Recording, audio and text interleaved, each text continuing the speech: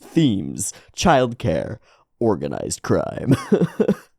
Holy macaroni. Oh, I'm excited. Alrighty, welcome everyone. I'm Teeaboo, and I am here for treasure hunting. I don't have much time. I spent most of today editing previous days of treasure hunting, and they're currently uploading, but I've got about 45 minutes before I'm going to the gym with my roommate, and so I'm going to fill that time with something. Given that everything is uploading at the moment, I can't really edit more right now, and I don't really want to edit more right now, so I want to watch something instead. And the thing that is next on the watching cycle is something that I'm very excited to watch, partly just because of the title of it, partly because it's pretty well rated, and there has a good number of views, partly because Source Original, it's our second original anime. The first one was Revenger, and it didn't fly. This one is original, it's coming out of Studio PA Works, which can be great, can also be not great, but it's usually pretty great. And the themes just get me. They just get me.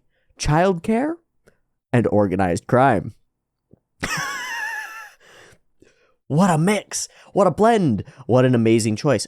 Plus, the name is cool. It's got a badi daddy. It's got like an alliterative goofiness to it that makes it feel like there's been some motivation to make the thing funny, to have a good time with it, to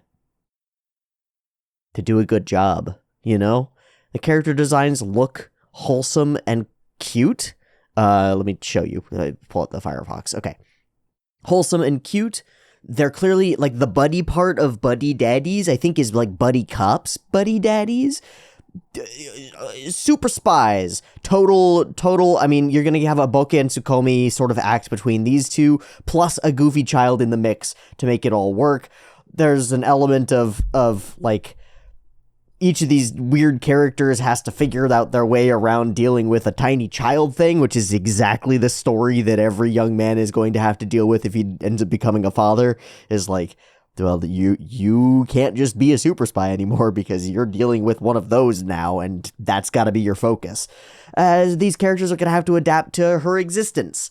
I don't understand. I don't know anything. I just know that there are a lot of good vibes presented in the material here, and there's a lot of room for fun stuff to happen, right? We've got totally happy child, in it blonde guy who's obviously kind of a doofus, but also is well-intentioned and well-meaning, and he's wearing the apron, he's like really trying and stuff, and you got the tired boy who's just like, no, none of this for me. And background with T guy, who I get, yeah, he reads to me as like Q. If we're gonna have a sort of a Bondy style thing, that's the dude who gives them their missions, or is the dude who gives them their technologies and stuff. Cool, sick, cool. Tiny child with a multi. It does have the little orange tips on it, so maybe it's a dart gun. Good. I'm so excited. Let's watch the first episode and see if it's any good. Who's directing this? Before we do, who's directing? Director Yoshiyuki Asai. Irozoku Sekai. Kamisama ni Natehi. Charlotte. I liked Charlotte. I mean, Charlotte is not the most well-regarded of PA Works shows, but I liked Charlotte. Worked on Angel Beats, worked on Aria, worked on Kanan, worked on Zetsu no Tempest, worked on a whole bunch of things at PA Works. Directed Fate Apocrypha, which I think was weird. Didn't land super strongly. Is that also no, that's not the Shaft directed one that looks completely different. It's the PA Works directed one that looks completely different. God, there are so many Fates. There are too many Fates. Too many Fates! Oh, Fate fans can't complain, so that's good at least. Main girl is voiced by Hino Kawa, who is Hanako Honda in Asobi Asobase, which I didn't end up liking. But not because of the main character's voice. Many cute girl characters in many things. Great, cool. Okay, let's watch episode 1 and see if it's any good. I've got it up and ready to go. It's at 0 seconds. There will be 2 versions of this reaction. Picture-in-picture in the description, timer on YouTube, support the channel on Patreon so that I can keep doing stupid shit like this. And I'm sorry for the creepy face in the background. I've been drawing a thing every day, and that's what I drew today. Thanks, brain. It's got like... This is actually where it started here, and it was like psychedelic weird spirals and shit, and then they felt like a butterfly wing, so I turned it into a wing, and then that felt like an eye, so I drew another one, and it became different, and the whole thing fleshed itself out to be really weird. It's kind of like Akaza from the Kimetsu movie. There's some element of that in there with like the complicated designs on the eye because of the writing in the eyes of the Kizuki and stuff like that. But I don't know what the fuck I was thinking. Nothing. I wasn't thinking. I was just drawing. And weird shit comes out of my brain when I just draw. It's very interesting. It's been like almost a week of those every day, and we've got some interesting ones. We'll go through. I'll have to make a video in a month or two where I go through like 40, 50 pictures that I've drawn. Like, this is what I've done every day, and this is what has happened, and this is the change that we can see in the way that I'm representing things, or like what's going on inside my subconscious, or whatever the fuck is happening. Anyway, that's neither here nor there. Buddy Daddy, episode 1. It's so much fun to say. Buddy Daddies. Beep beep timer.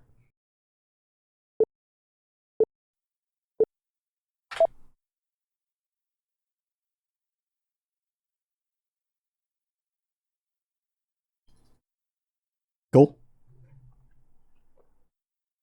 I really like the look of the clouds. They remind me of Great Pretender clouds. The little pink hues on that's pretty.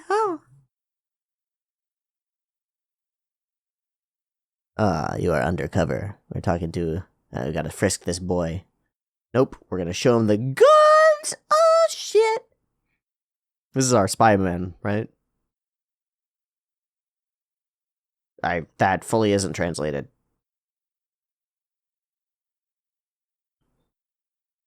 Upside down Lexus symbols.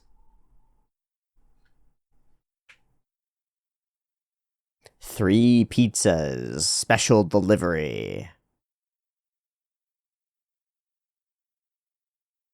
Ah, the jitter on all of the cars. Okay, it's fine. That's not fine. Okay, it's fine. Then forward. Okay. Oh, these are all credits. Oh, special delivery. And a special delivery. Sick.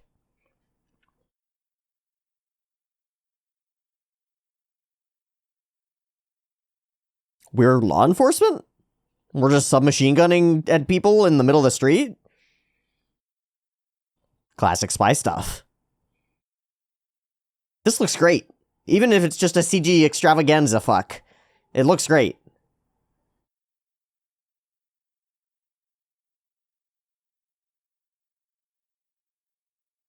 Jazz in the background evokes Bond. Roll down your window. Oh shit, that's the other guy.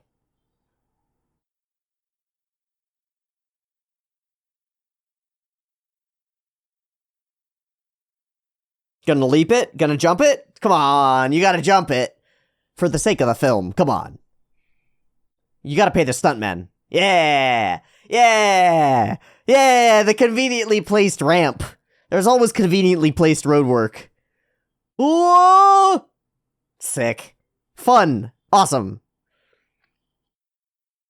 Right. Every beat nailed. Every beat nailed. Where's the joke?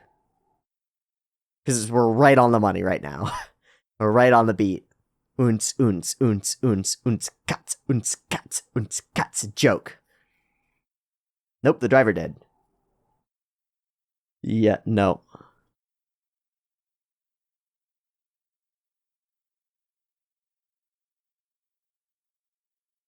Jesus. Also, that's what the gun sounded like? No silencer? Maybe not a real gun.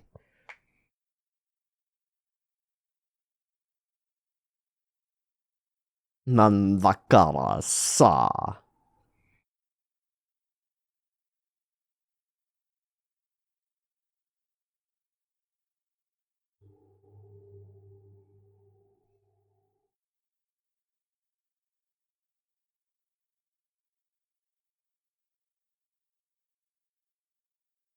Hmm.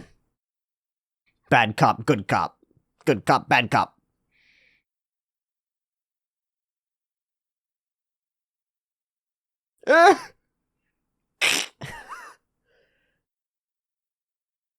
Oh.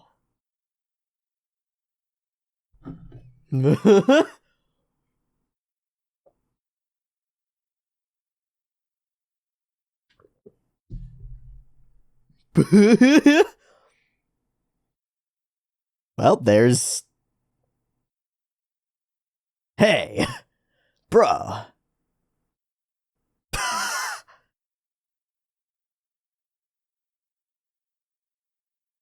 You could have let me know, God!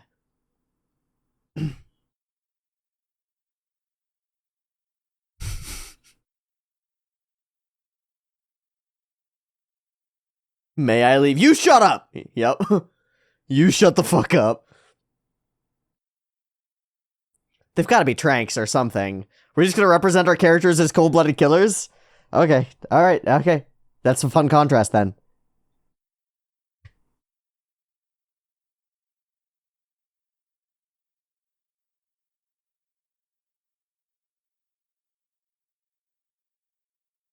The two killers and a girl. The coldest of cold-blooded killers. They are total full murderers.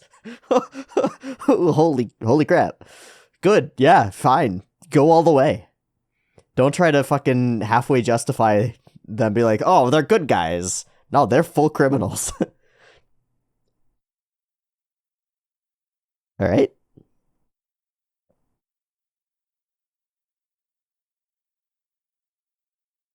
Ha! Damn. Damn, bro.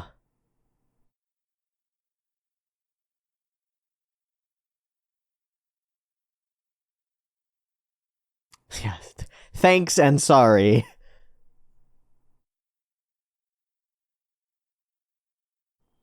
Piece of cake.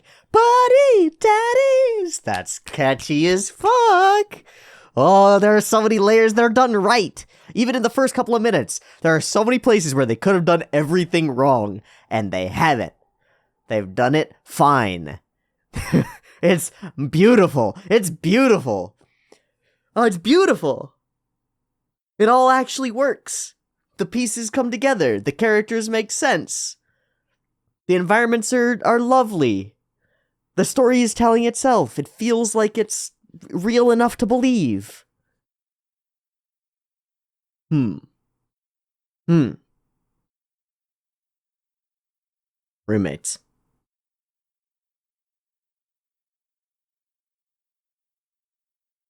Ah, the fresh air burns. Yeah.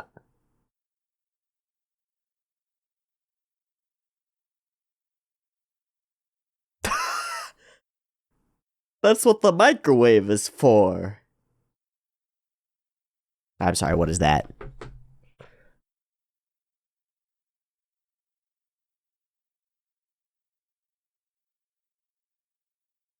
You just don't get it. That's very cute. Mantaiko.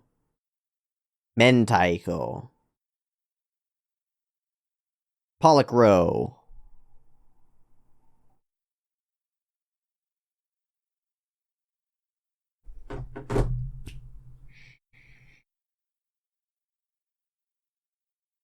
Is taking care of the cat.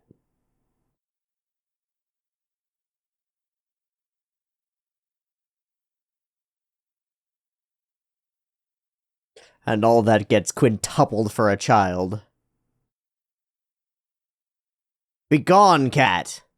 Hey? So that's a reversal. The expectation would be that the blonde guy would be the... that the blonde guy would be the one who'd be empathetic and interested in bringing people in. The other would be kudere, calm, collected, cool, right? We actually have a reversal. Where he's trying to be a little bit more, cold. Hmm. But of course, there's the heart.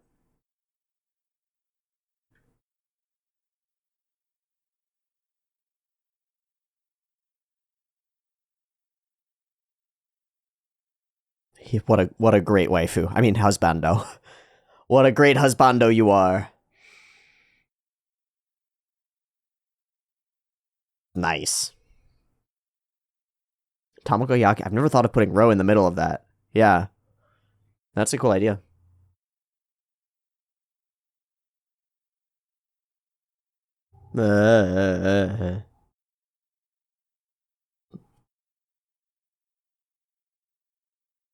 Hmm. We have to be serious and thoughtful. We can't have children here.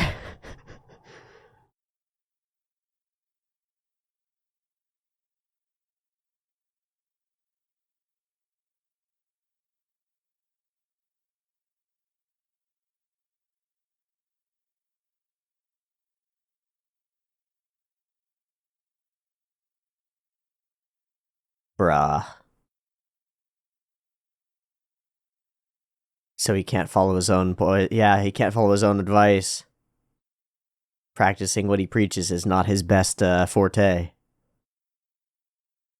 More joboos. There's that Christmas job, okay.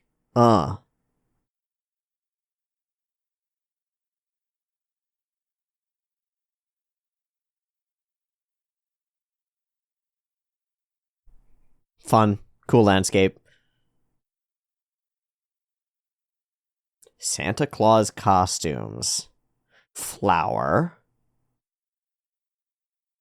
Gonna make cookies? Yadorigiri. Oh, there's that guy. He's a tea shop owner. He's totally their contact. He's totally their contact. Sick, he is Q. I knew it. And he's a coffee specialty specialist? Yeah. Sweet. The bank. The shmoneys. Ah, send some to the wife.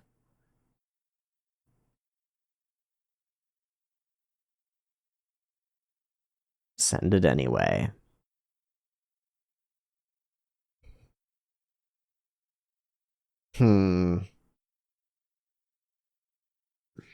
No such thing, is there? Uh-oh, are we in the red light? Yep, we are. Holy shit. Fairy lips.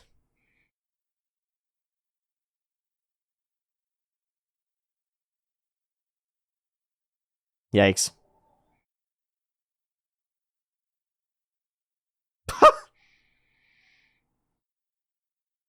And gambling.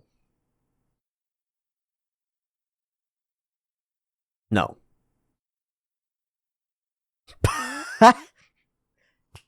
Got him. Beautiful. Yeah. Fuck, man. That's gotta sting, huh? It's your own fucking fault, man. Yep. That's gotta sting. That's great. Nintendo.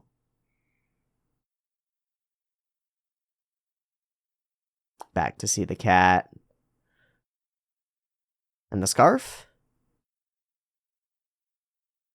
Huh.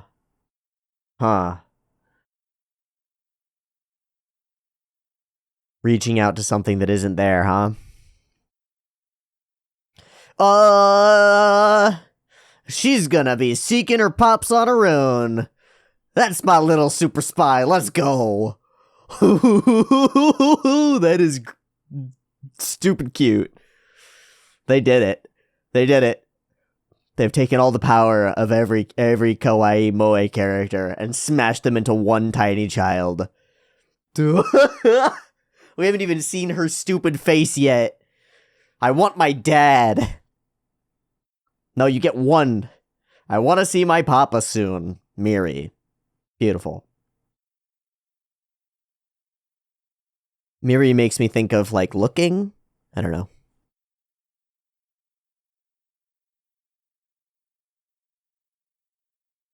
Got a hell of a kitchen, man. Human trafficking. Wow.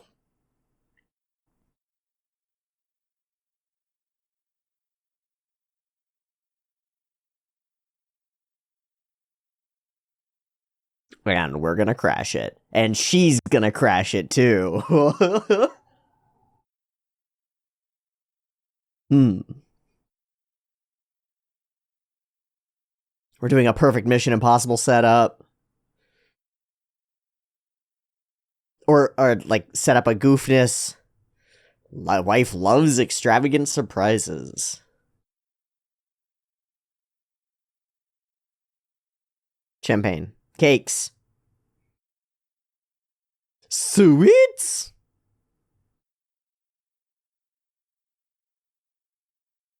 All of the above. Champagne, cakes, and sweets. Oh. Hello, I am an innocent child. Hey, you motherfuckers! I know there's a fucking racket going on in here. Holy shit. That's a big old tree. And an interesting setup. Chekhov's Christmas tree? Character fall on a Christmas tree? Character climb a Christmas tree? Something like that.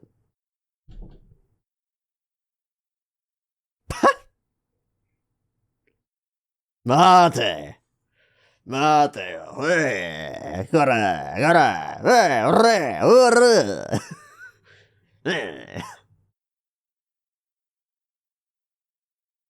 Nope.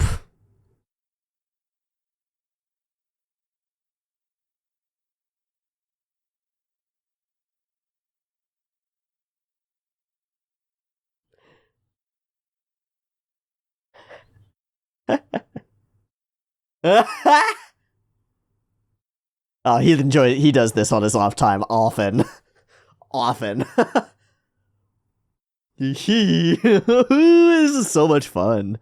I like this show. Oh yeah, that's a nice cakey. Just one gun inside it. Gosh, she's so cute.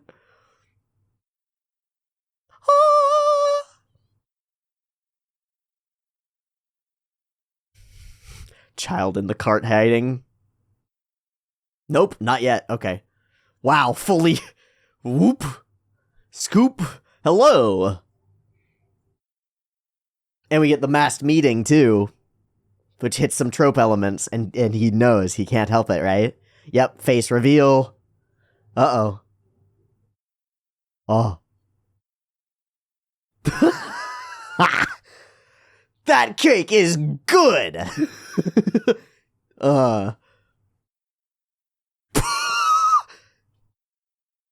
It's like Momo. It's like Sangatsu. It's actually, they just ripped Sangatsu Momo. And it's perfect. It's perfect. I wouldn't have it. Oh no, stop it, cake. She hasn't eaten anything in a week. Oh, what a great feeling. Ooh, yes.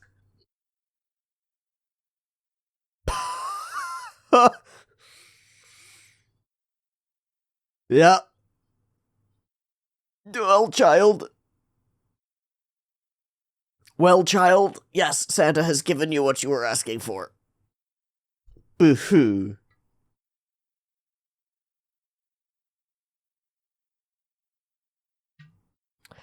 Huh. Oh, ahem. Man, be careful what you fucking promise.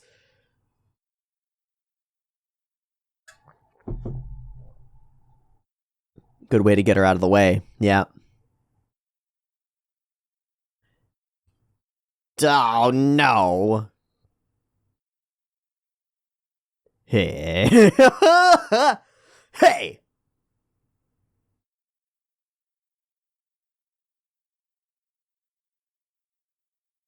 Good God, they're just fuck dead. full bullets to the chest, dead. Whoa.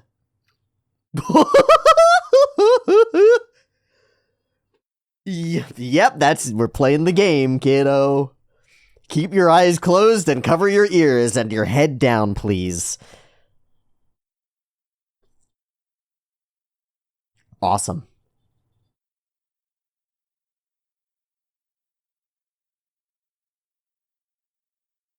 Popping a balloon is great.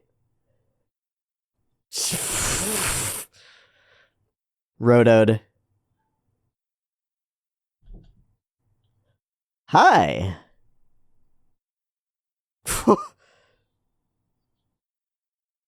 That's just made of goop.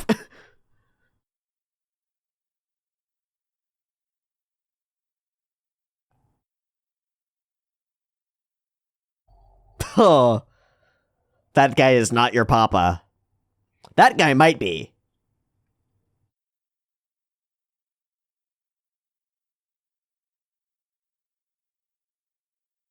Who?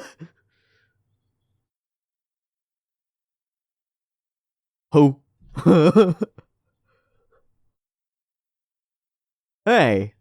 Ah, you're a hostage now. Now you're a hostage. Great.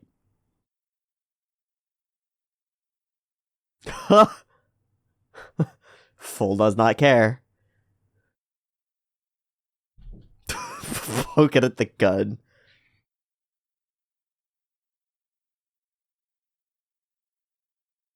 Oh.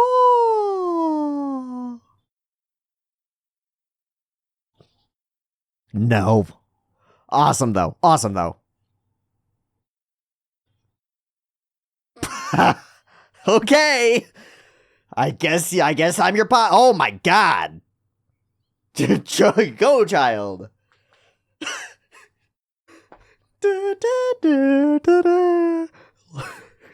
Candy's flying around, bullets flying, blood splatters everywhere. Ooh, and Santa has brought you what you asked for.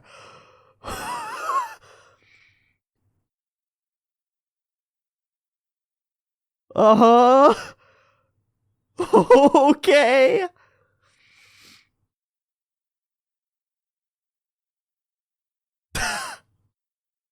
Just full jump.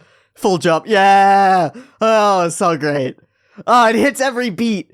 It makes every joke exactly where it should be. Who's directing this shit? Who was it? What the fuck? Oh, she's such a good girl.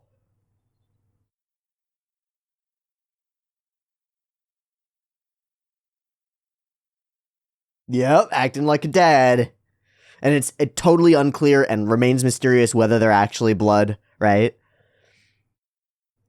Because he abandoned a child and she shows up. The coincidence in writing is yes, right? That it is the same person, but we don't know. But he gets a chance to redeem his mistake, which is walking. It's a genuine mistake. Fucking interesting.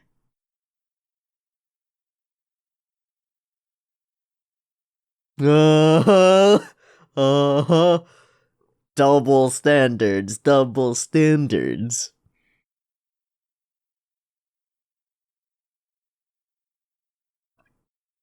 You just killed her dad, is what we just represented there, right? Oh. Auto-tune is a no. Sorry, no. That's okay, I'll stop here. I'm sure it's more fun when there are actually visuals going. We'll stop there. Just to check. We reveal the mystery right here, right? Yeah, that's the dude who we just shot, right? Red earrings, brown eyes. That particular bitch of a wife. It's only because that's the only representation we have for her. So we revealed the mystery is revealed right there. There's no play around whether this character is actually the child's father or not. In fact, it's clear that he's not. But they just killed her dad. And so they're going to take her in. I like this a lot. I like the show a lot. This first episode is tight. This is what I expect and desire from an original anime, okay? You get an adaptation, you get a manga adaptation, you get a light novel adaptation. There's some wiggle room because you might not have all the story beats line up in such a way that you can make a compelling first 20-minute episode. Anime is a specific medium. It's got a specific time frame that you're working with in the first episode in order to introduce the characters, introduce the world, introduce the stakes, introduce the flow of things, introduce the pace of the thing, the style, the feeling, the emotional weightiness, the stakes that are present. Like, are our characters literal murderers? Yes. Okay. All of that has to be introduced in the first episode. If you've got a light novel adaptation or a manga adaptation or something like that, you may or may not have material that functions to work with that first episode perfectly. But if you are making an original anime, your episode 1 had better be fucking tight. Because you get to write it.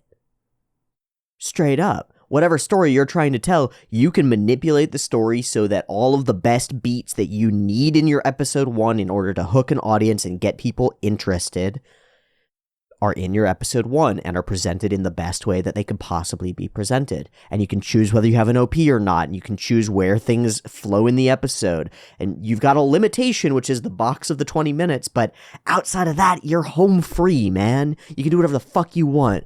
And so there's room to screw it up.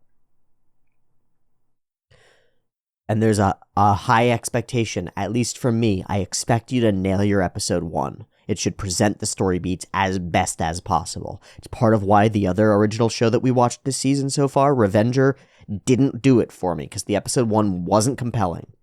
It hit a bunch of beats, but it didn't hit the right beats in the right way, and the story didn't speak to me, and the art style didn't speak to me, and the layers didn't line up, right? You know, you got a real task, and the task is you want every person who watches this show to come out of the 20 minutes of the show going, yes, I'll watch more of that. That was fun. To come away with an idea that it was enjoyable. You've got all these hoops to line up, all these things to shoot through. It's like the scene in the Odyssey, the weird film representation of the Odyssey, where he returns home and all the swinging things or axes or whatever, he shoots through the holes in all the axes or whatnot. Perfect. Exactly like that. You got to line up all these fucking things to make the perfect shot so that it lands like Cupid's arrow in the heart of your viewer. And they watch the thing and they come away going, oh man, I can't wait to see how this plays out more. Now, I was going to say, I can't wait to find out whether he's actually her dad. And he isn't. It's presented to us as such from the outset. There's no mystery there. And that's a ballsy thing to do, because that was a compelling reason to keep watching the show, was to find out through the interplay whether, if he's racked by wondering about that question. And so to take it out, to make that reveal, well, it's the opposite of a cliffhanger. Traditional logic is you get to the end of your first episode, you cliffhang on something so that the audience goes, gosh, I have to watch the next one in order to figure out what's going on. I wonder if he's her dad. They did the exact opposite. They revealed the most crucial piece of information. What does that say? To me, that says, that ain't the point. That's not the point, and we're confident enough that you liked this show enough to watch more that we're not going to try to dangle a carrot in front of you. We're not going to dangle sweets in front of you and be like, ooh, don't you want a little mystery? Ooh, come on. No, you're going to trust me to recognize the quality that has gone into the humor and the cuteness and the action sequences and the flow and the vibe and the characters and the characterization. It's all been a compelling enough landscape that you, the director, creators, writers, staff, artists, animators, have decided collectively that you are going to not ration out the pieces bit by bit, but instead, let me have the story. Here's the story. You like these characters, right? You want to watch these characters interact more, right? Right? So then you don't need this mystery on the side. You don't need it. You're set. You're all set. You got everything you need. You like the characters. You like the little girl. She's great. They fucking nailed that. They nailed the Bokeh Tsukomi act that has some more layers to it, some more depth to it, right? Because you got this this kind of carefree blonde guy who's got some deep regrets, some deep worries, some serious things that he has to reevaluate. And he gets it. That's the storyline, really, is you get a chance. It's not the chance, right? It's not the kid. But it's the kid for him now. It's your chance to live up to what you ran away from. And that's the presented idea. He walked from the child. For whatever reasons he might justify that. Because bringing a child into this world is dangerous, for example. That's the reason he gives and uses against other people, uses against his roommate, but he doesn't really buy it. He doesn't really believe it. So there's an underlying argument about parenthood.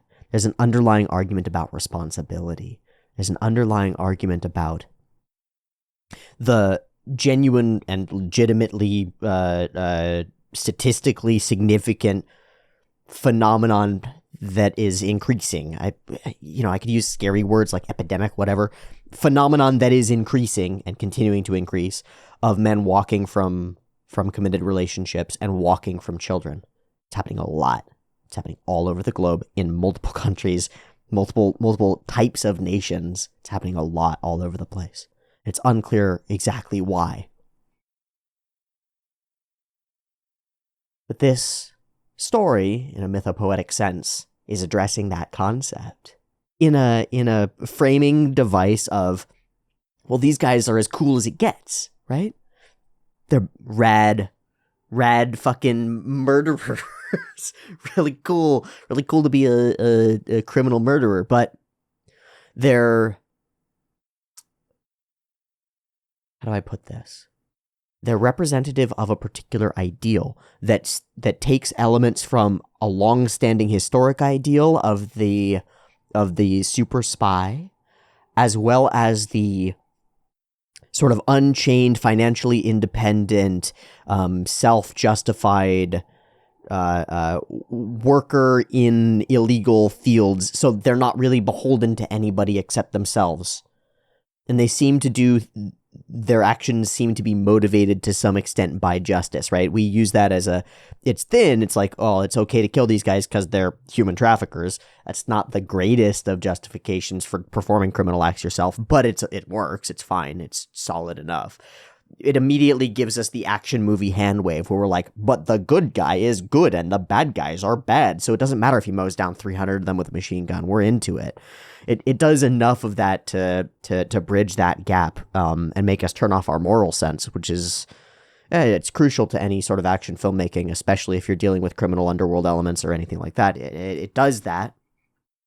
But they're representatives of an ideal. These are cool young men who aren't attached to anything, right? This guy fucks bitches all day, every day. Hell, he's good enough at it that he can do it as part of his job, right? Seduce women and get their security cards and clearances and shit from them, right? They have a roommate life, some loneliness, but they've got all these cool friends and contacts. They make plenty of money. They're free.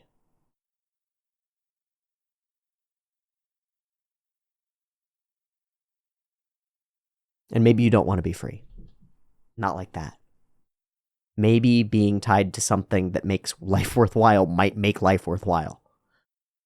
We'll see as the show goes on. And I mean, we'll see because I want to watch this.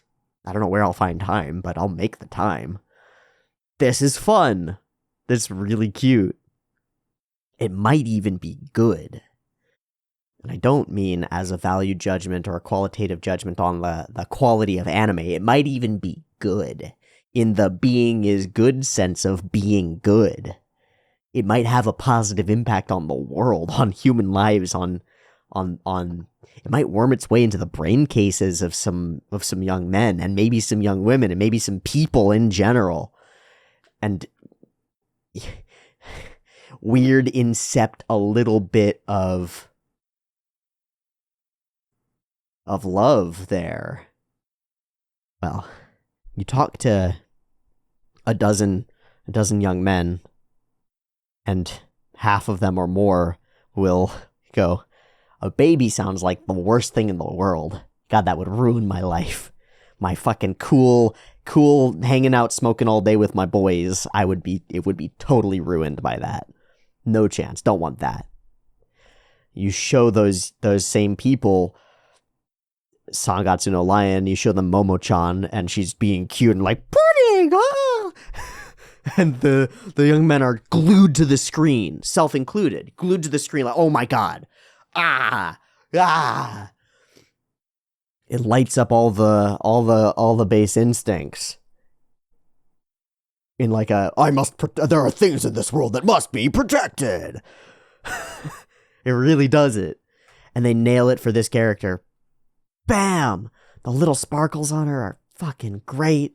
Her voice actress does great. The whole introduction, which is all character acting, right? It's all movement of legs, movement of hands. We never see the face, right? We stay away from that so that it has impacto when it gets revealed. It's clever. It's clever. It's all... Until she is seen by the main character, what face she has doesn't matter. Because she is emblematic of tiny child. And so all the protect instincts go off regardless of whether that's your child. Is sort of the idea that I get here. It's like, it doesn't matter. It doesn't matter that it's your child. It is a child, and that does the thing to you. And it does the thing to me. Absolutely. The pink fluffy coat and the little bunny ears there, and those become her bunny ears because they flip up when she jumps out of the other guy's arms, and it's as goofy as it could be. The opening action sequence, all CG though it may be, is excellently shot. It's like, the camera flows perfectly. You're seeing what you should be seeing in every scene. It sets everything up as you would expect and hope and want, and that's a good thing. You don't always want surprise. I think we maybe overvalue surprise sometimes when we're watching certain types of filmmaking. You don't always want surprise. Often what you want is, I think this is going to happen. Confirmation, confirmation, confirmation, confirmation. Yes, I saw the pattern. The thing happened as expected. Woohoo! Yeah! Right? You know what's going to play out, and the fact that it follows the principles that you expect it to, that it follows the rule of threes pattern that you expect it to follow, makes you comforted. It makes you recognize, like, oh, we're in a particular landscape of filmmaking that I can recognize and I'm familiar with enough to not be totally pulled this way and yanked that way by what's going on in the thing. And then once you've established that, then you can mix it up, and then you can play the game, and you can mess with that audience expectations once you've established them. But first you've got to establish them. And the show does an excellent job of establishing them and then playing around in that space. It hasn't like whipped the carpet out from under us at any point. It's kind of been hitting each beat exactly as I would expect and hope that it would. He's going to jump out of the building like he's rappelling down the building like a cool guy. That fits, right? Oh, he's going to run through all these bullets. Oh, he's running through all the bullets. That fits, right? Using a metal tray to block bullets. Dumb. Exactly what would happen in an 80s, 90s action movie. Exactly. Exactly correct. Right? So it fits this landscape of filmmaking that echoes in your brain and makes you feel comfortable and familiar. And then it can introduce all the new elements to make it all a rich tapestry of an emotional joyride. And it is. And it's great. I like the show. I like the show a lot. It does the thing just right. It's real pretty, too. The shiny bits shine. The dark bits darken. The sparkly temptations are sparkly and tempting. The brutal reality of gambling is right there. It's right on, man. Right on. Best show we've seen in the season so far. Of treasure hunting, okay? Best we've seen in the season so far. Next behind it is like Tomo-chan or Majirevo, depending on your preferences. And this outstrips either of them by miles in terms of quality of production and care put into it and thought put into it by miles. Cool. There's a good show this season. What do you know? How exciting. Okay, I'm going to leave off there. I got to go to the gym. I'll be back. I'll be back when I'm back. Peace.